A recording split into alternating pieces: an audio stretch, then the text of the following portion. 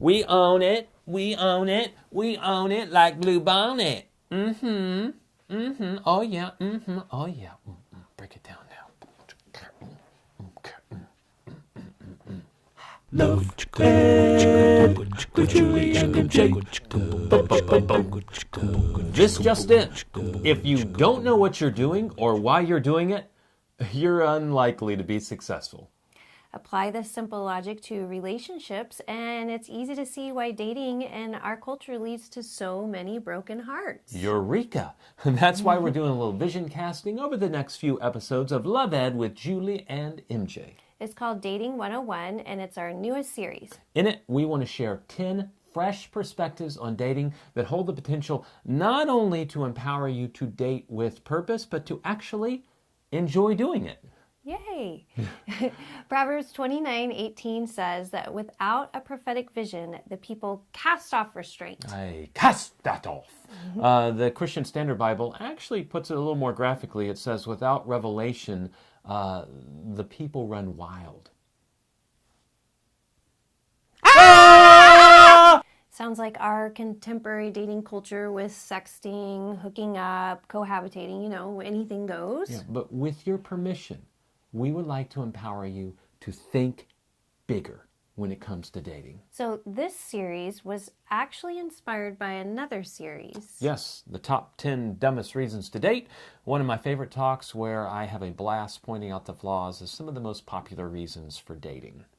And so how did the dumb dating reasons lead or inspire the Dating 101? Well, the dumb dating reasons was, always well received. Lots of laughs, lots of Yeah, but then students would come up to me afterwards and be like, hey, that was fun, but so why are we supposed to date? So you went dumb reason by dumb reason and came up with 10 good reasons to date. Well, I hope so, but let's get to it, and you be the judge. One of those dumb reasons to date was simply because I can. Ah, yes, the legalistic way of looking at things. I can, and so I do. But the right question is never can I, but should I?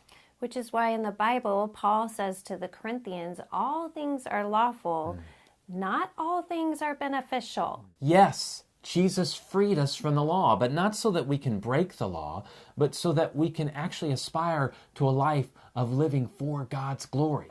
So instead of dating just because you can, we encourage you to date because you are called. Yes, and by that I do not mean that someone called you up, but we do encourage that over texting and invite, and certainly over passing notes in class.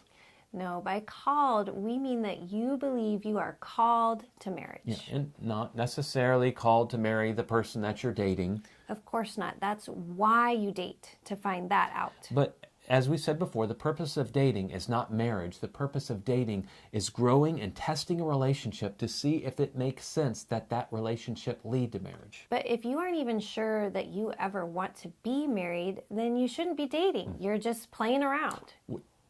People do that? What? Another one of the top 10 dumbest reasons to date is everyone's doing it. Which, of course, they aren't.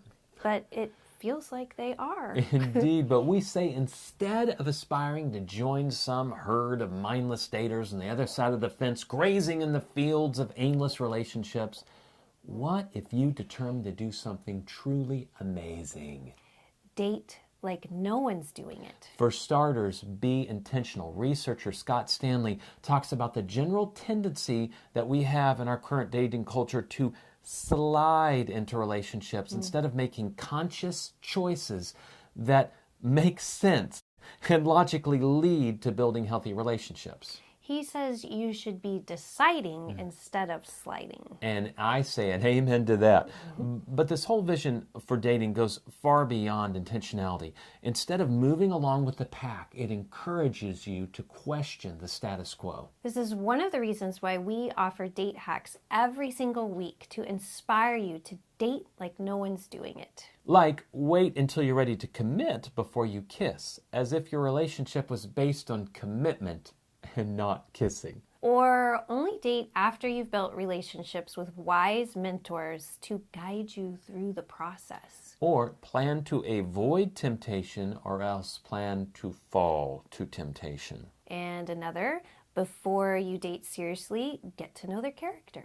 These date hacks aren't just cute sayings. They can empower you to cast a higher vision for your dating life. Follow us on Instagram and Twitter to check out past date hacks and to get new ones every week. But we'd love to hear from you.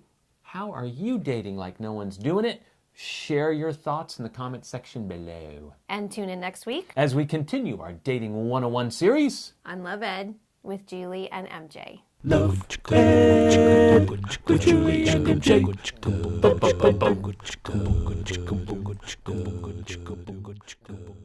That was terrible. Yeah. Oh, okay. I thought I did good. I did You not do must have good. sucked. My eyes were like looking all over the place. It was weird. I'm sorry I can't make up for your failures. No, you cannot. That has been the story of our married life. You're holding me back. I am. I could be famous.